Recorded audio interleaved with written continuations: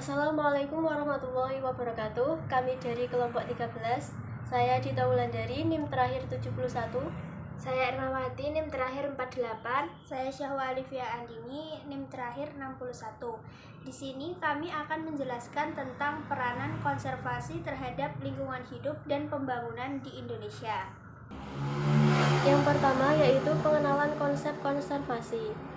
Konservasi sumber daya alam adalah pengelolaan sumber daya alam yang pemanfaatannya dilakukan secara bijaksana untuk menjamin kesinambungan persediaannya dengan tetap memelihara dan meningkatkan kualitas keanekaragaman dan nilainya. Konservasi juga merupakan upaya yang dilakukan manusia untuk melestarikan atau melindungi alam. Dan menurut Suparmoko, berdasarkan beberapa pengertian konservasi, kemudian merumuskan pengertian konservasi sebagai suatu tindakan untuk mencegah pengurasan sumber daya alam dengan cara pengambilan yang tidak berlebihan sehingga dalam jangka panjang sumber daya alam tetap tersedia. Konservasi SDA dan lingkungan dilakukan karena potensi SDA yang semakin menurun disebabkannya oleh masalah lingkungan global, yaitu pertumbuhan penduduk yang terlalu cepat, pencemaran lingkungan, konservasi fungsi hutan yang berlebihan, perkembangan ekonomi dan pembangunan yang tidak berwawasan lingkungan, serta penurunan dan perusakan sumber daya tanah. Selanjutnya, apa saja peranan konservasi sumber daya alam untuk pembangunan di Indonesia? Konservasi memiliki peranan yang penting dalam melindungi dan memperbaiki keadaan lingkungan hidup di Indonesia, sehingga dapat berkontribusi untuk pembangunan yang berkelanjutan. Peranan konservasi sumber daya alam terhadap lingkungan hidup untuk pembangunan di Indonesia dengan melestarikan flora dan fauna. Konservasi sumber daya alam dapat mencegah kepunahan spesies, erosi genetik, dan kerusakan habitat. Oleh karena itu, konservasi sumber daya alam dapat membantu menjaga keseimbangan ekosistem dan keanekaragaman hayati yang merupakan sumber kehidupan dan kesejahteraan manusia, serta dapat mendukung pembangunan ekonomi berkelanjutan yang berwawasan lingkungan dan memperhatikan kepentingan generasi mendatang.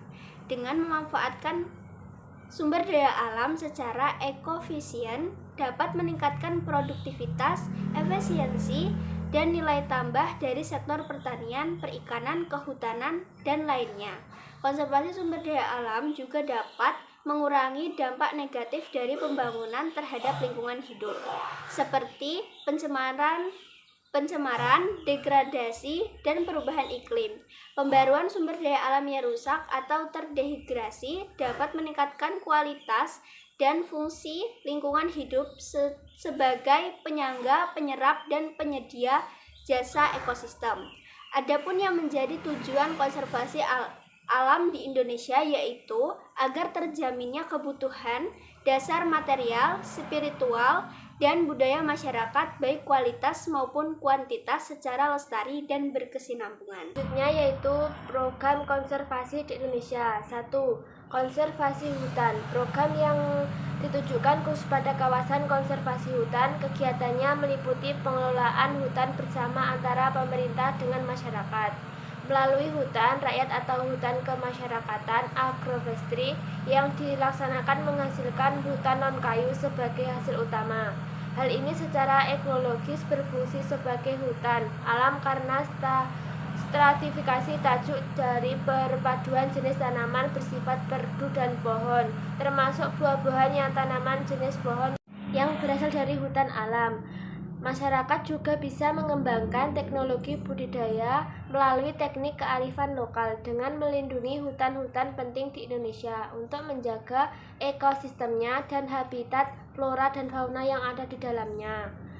2. Konservasi laut.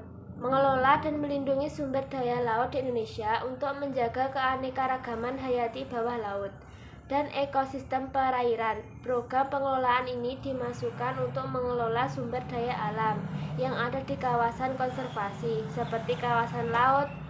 Program pengelolaan bisa dilakukan dengan kegiatan ekoturisme. Kegiatan ini pengelola resiko dan tekanan dari aktivitas nelayan mencari ikan. Program pengelolaan juga bisa dilakukan di kawasan konservasi gunung. Kegiatannya bisa dengan membuat resepan air atau tangkapan air hujan untuk petani sekitar. Konservasi Pengelolaan bertujuan agar masyarakat dapat memanfaatkan sumber daya alam sekitarnya secara optimal dan tanpa merusak alam. 3. Perlindungan satwa. Program konservasi satwa langka meliputi penyelamatan, rehabilitasi, pelepasiran, reproduksi, monitoring, dan edukasi masyarakat sekitar. Penyelamatan dan rehabilitasi dilakukan pada satwa langka yang dalam keadaan kurang sehat atau tidak baik. Setelah menjalani pemeriksaan baik satwa itu sendiri maupun lingkungan habitatnya, kemudian dilakukan perbaikan. Setelah dipastikan dalam kondisi baik, satwa tersebut baru bisa dilepaskan ke alam liar atau ke habitatnya. Meskipun dilepaskan, reintroduksi pada monitoring tetap dilakukan pada satwa tersebut. Hal ini juga harus melibatkan masyarakat sekitar dengan memberi mereka edukasi dalam perlindungan dan pelestarian satwa langka. Kemudian yang keempat yaitu Conservation Fund and Aid Program. Program ini dapat difungsikan untuk pengembangan konservasi di daerah wisata. Conservation Fund adalah dana sukarela yang diberikan oleh wisatawan yang peduli terhadap upaya pelestarian alam. Program yang dilaksanakan Adopt Program, wisatawan mengadopsi jenis spesies flora dan fauna langka. Namun, jenis spesies langka yang diadopsi tidak untuk dibawa pulang. Wisatawan bertanggung jawab untuk memberikan dana sebagai biaya konservasi jenis spesies langka yang telah dipilih pada program adopsi. Yang kelima yaitu program Taman Nasional. Taman Nasional adalah daerah luas yang ditetapkan sebagai kawasan konservasi berbagai kekayaan alam yang ada di Indonesia. Di sana banyak terdapat habitat hidup flora dan fauna. Tidak hanya habitat asli, flora dan fauna langka yang hampir punah dapat ditempatkan dan dikembangbiakkan di Taman Nasional. Hal ini disebabkan karena kecemasan habitat yang tidak baik dan tidak terjaga bila mereka dibiarkan begitu saja. Taman Nasional juga harus memiliki manajemen dan pengelolaan yang baik sebagai upaya konservasi flora dan fauna langka. Yang terakhir yaitu program monitoring. Monitoring perlu dilakukan di kawasan yang program konservasinya sudah dianggap berhasil. Jadi, permasalahan alam yang sudah teratasi tetap perlu dikontrol, baik dalam peraturan, kebijakan, atau manajemennya. Monitoring juga berfungsi untuk mengontrol apabila ditemukan permasalahan baru dan ditemukan perubahan yang terjadi dalam kawasan konservasi. Selain kontrol, program monitoring juga meliputi kegiatan pengamanan dan pengawasan. Kegiatan ini bertanggung jawab terhadap keamanan dan terjaganya kelestarian alam, terutama dari pengaruh manusia.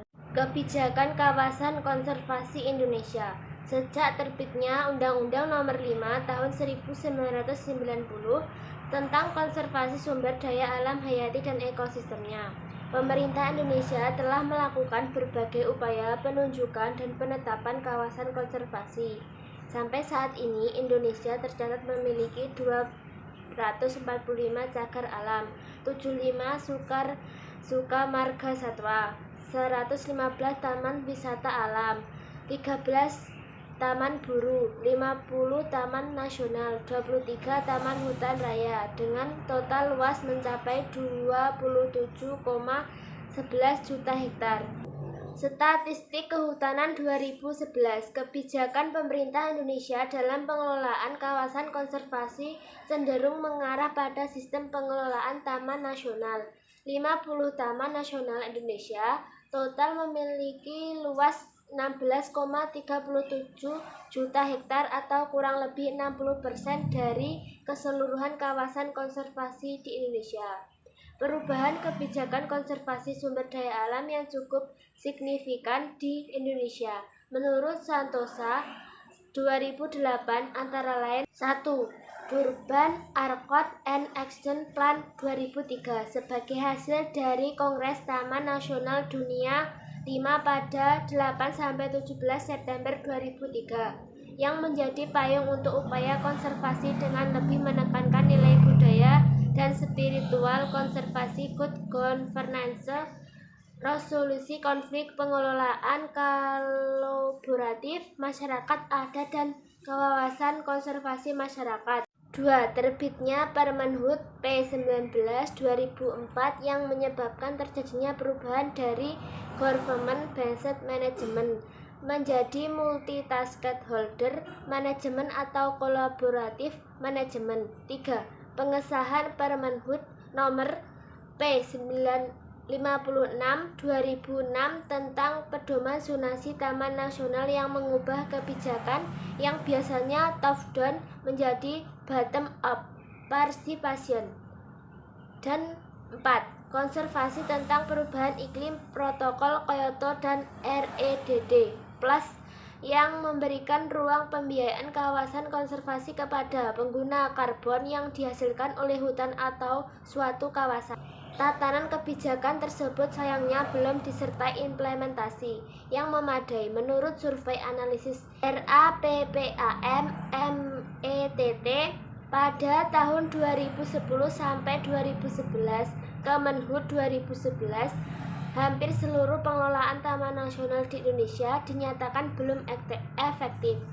Beragam penyebab diantaranya masalah kelembagaan, lemahnya aspek legal dan terkait dengan kepastian kawasan, buruknya pengendalian konflik kawasan, lemahnya perencanaan pengelolaan yang erat kaitannya dengan kebatasan SDM, dan keterbatasan pendanaan dari pemerintah, serta ancaman tekanan jumlah penduduk yang telah mendorong munculnya konflik kawasan.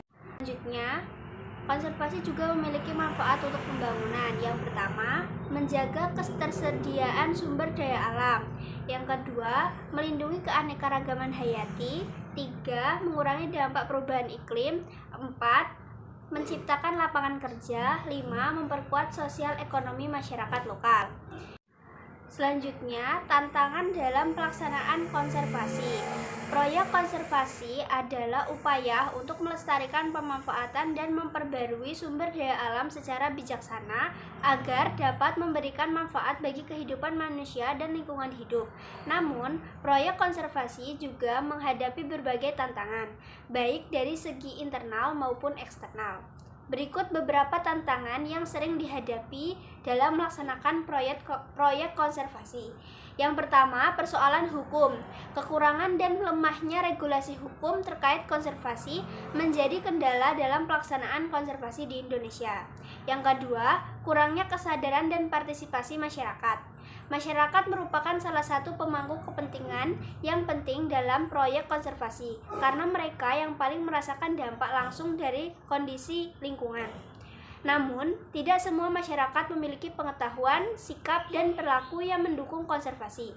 Banyak masyarakat yang masih melakukan aktivitas yang merusak lingkungan seperti pembalakan liar, perambahan lahan, perburuan satwa, dan pembuangan sampah secara sembarangan.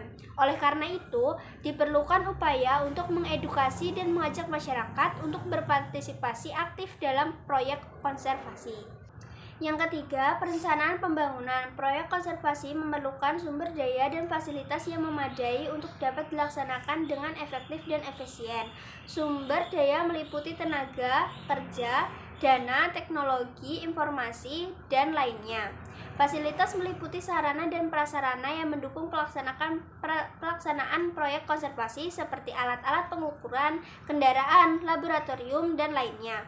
Namun, kenyataannya banyak proyek konservasi yang mengalami keterbatasan sumber daya dan fasilitas, baik karena minimnya dukungan dari pemerintah, swasta, maupun donatur. Ketidakseimbangan antara pembangunan dan konservasi seringkali menjadi hambatan dalam menjaga dan melestarikan lingkungan hidup. Keempat, adanya konflik kepentingan dan ancaman. Proyek konservasi seringkali berhadapan dengan konflik kepentingan antara berbagai pihak yang terlibat atau berdampak oleh proyek tersebut. Misalnya, konflik antara pelestari lingkungan dengan pengusaha yang ingin memanfaatkan sumber daya alam untuk keuntungan ekonomi.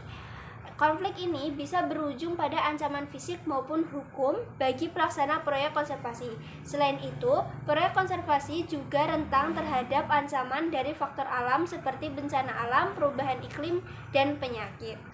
Kesimpulan, konservasi memiliki peran vital dalam pembangunan di Indonesia dalam konteks kelestarian lingkungan hidup. Diperlukannya strategi penting dalam perencanaan wilayah yang harus melibatkan partisipasi masyarakat, pemerintah, sektor wisata, dan pemangku kepentingan lainnya. Konservasi SDA juga harus didasarkan pada prinsip-prinsip ilmiah, hukum, sosial, budaya, dan etika. Dengan demikian, konservasi SDA dapat memberikan kontribusi positif bagi pembangunan Indonesia yang berkeadilan, berdaya saing, dan berkelanjutan. Dalam memanfaatkan sumber daya alam harus dengan wawasan lingkungan yang tepat. Meskipun sumber daya alam dapat diperbarui, tetapi dalam pemakaiannya tetap harus hemat dan bijaksana. Sumber daya alam dan lingkungan hidup berperan penting dan strategis dalam mengamankan serta menjamin seluruh kelangsungan pembangunan berkelanjutan. Sekian presentasi dari kami, kurang lebihnya kami mohon maaf. Bila ada yang ingin ditanyakan, silakan diajukan ke kolom komentar. Wassalamualaikum warahmatullahi wabarakatuh.